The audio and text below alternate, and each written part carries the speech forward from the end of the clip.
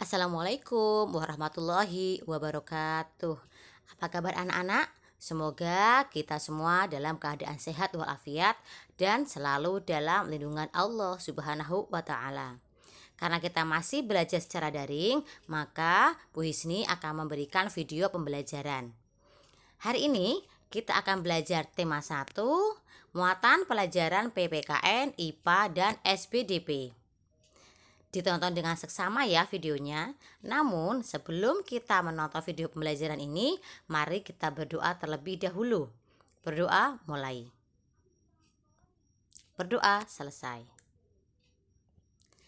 Materi pembelajaran kita kali ini PPKN, kita akan belajar tentang penerapan nilai-nilai Pancasila, sila ketiga, keempat, dan kelima.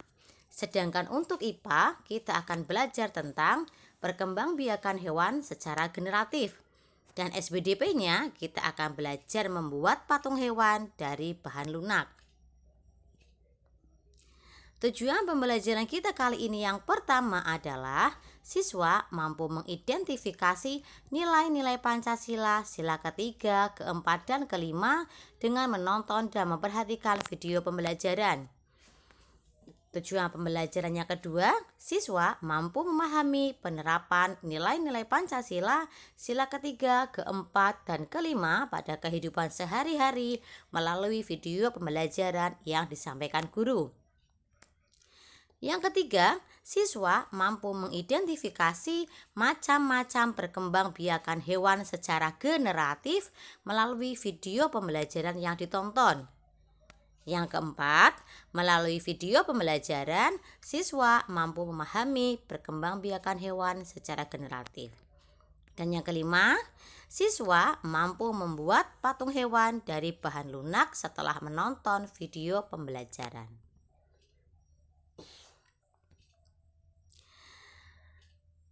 Nah, kita mulai dengan memahami kelima sila Pancasila berikut ini.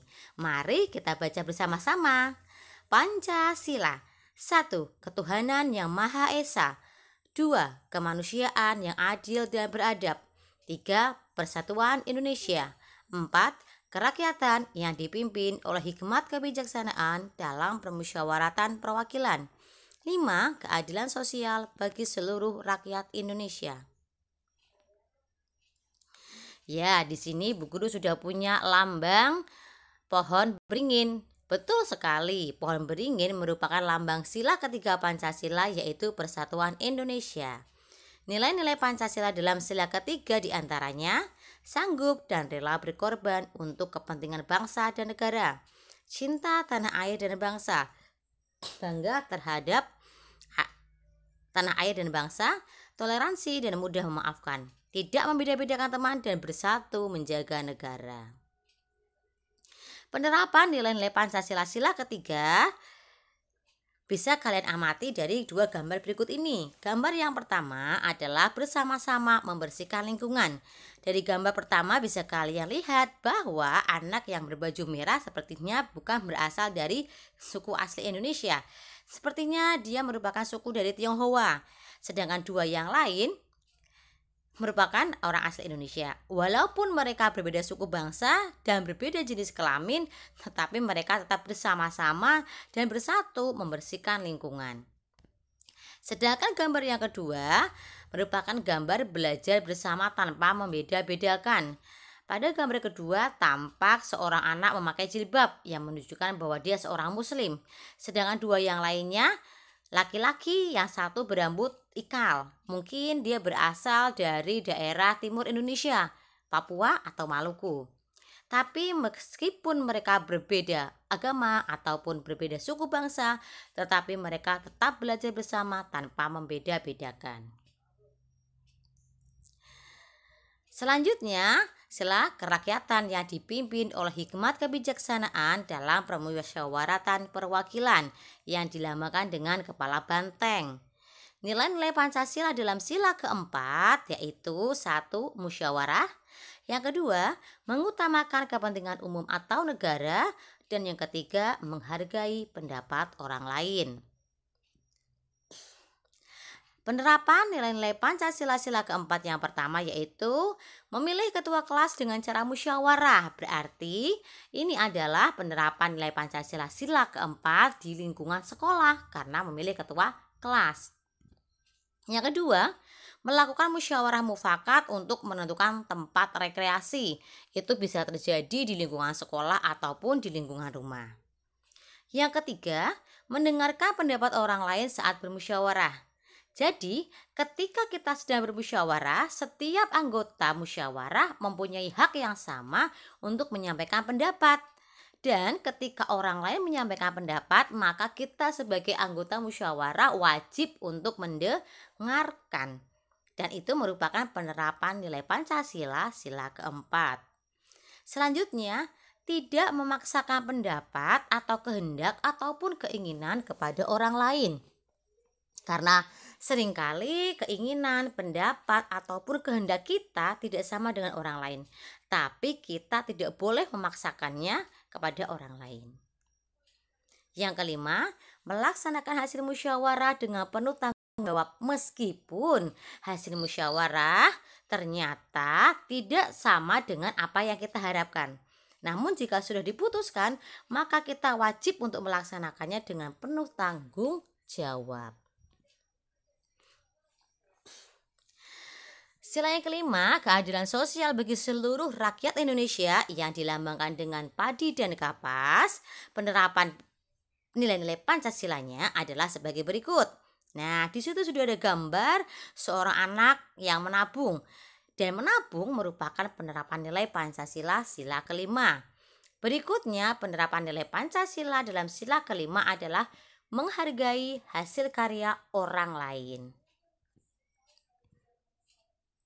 Penerapan nilai-nilai Pancasila sila kelima yang lainnya diantaranya adalah bersikap adil, menghormati hak-hak orang lain, suka memberi pertolongan, tidak boros, tidak bergaya hidup mewah, tidak merugikan kepentingan orang lain, dan suka bekerja keras, juga menghargai hasil karya orang lain.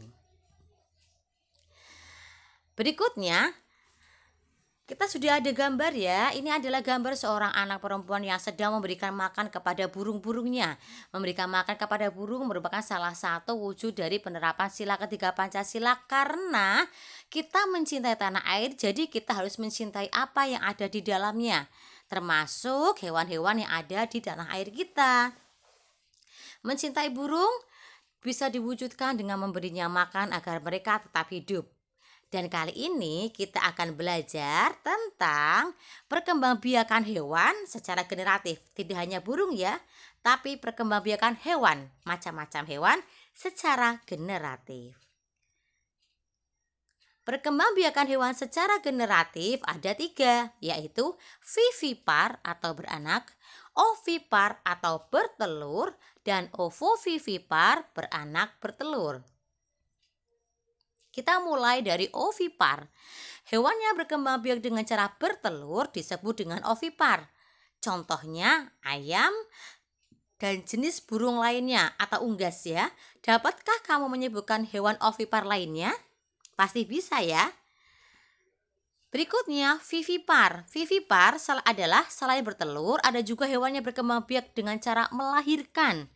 Hewan yang berkembang biak dengan cara melahirkan disebut vivipar. Kucing dan gajah contoh hewan vivipar. Dapatkah kamu menyebutkan hewan vivipar lainnya? Harus bisa ya. Dan yang terakhir ada ovovivipar. Adakah hewan yang berkembang biak dengan cara bertelur sekaligus melahirkan? Ada. Contohnya adalah ular. Beberapa jenis ular tidak selamanya melahirkan anaknya.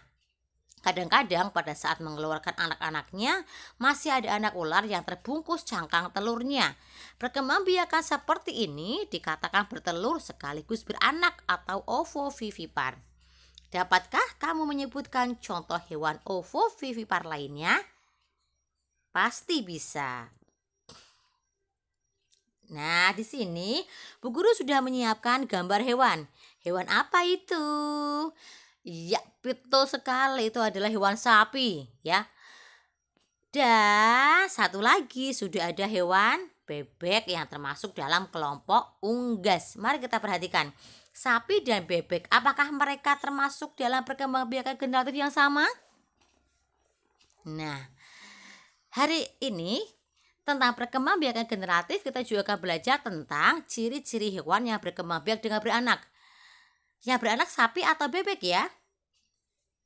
Pintar sekali murid-murid Bu Hisni. Tentu saja yang berkembang biak dengan beranak adalah sapi. Perhatikan sapi. Bagaimana ciri-ciri sapi yang perkembangbiakan generatifnya ternyata dengan beranak?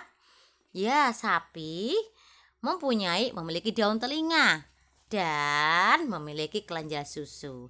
Jadi ciri hewan yang berkembang biak dengan beranak adalah memiliki daun telinga dan kelenjar susu. Sekarang mari kita berkreasi.